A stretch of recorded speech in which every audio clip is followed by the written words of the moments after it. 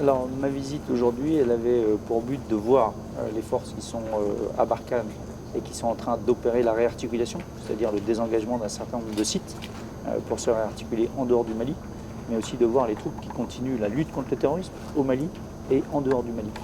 C'est quelque chose qui se déroule bien, déjà parce que ça se fait en liaison étroite avec les FAMA à tous les niveaux. Ça, c'est la première chose. Ça se fait également en transparence.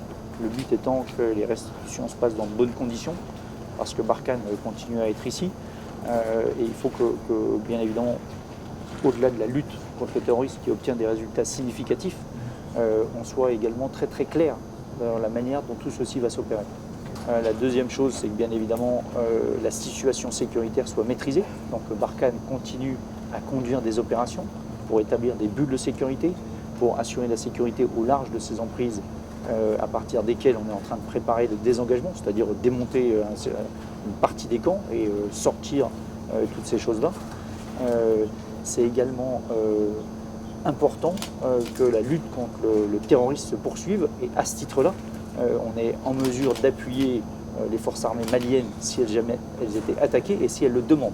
Alors tout d'abord, ce que je retiens comme leçon, c'est tout d'abord l'engagement de la France aux côtés des forces armées maliennes qui ont permis dans un premier temps de donner un coup d'arrêt au terrorisme, ensuite de reconstruire l'armée malienne qui en 2013 c'était à peu près 7 000 hommes, aujourd'hui c'est 34 000 hommes. Ça c'est le résultat de l'engagement de Serval, de l'engagement de Barkhane, mais aussi de UTM, de la MINUSMA, qui fait qu'aujourd'hui les FAMA sont engagés de manière assez forte contre le terrorisme et en fraternité d'armes avec les Français. C'est ce qu'on a fait jusqu'à ces dernières années. C'est ce qui est extrêmement important.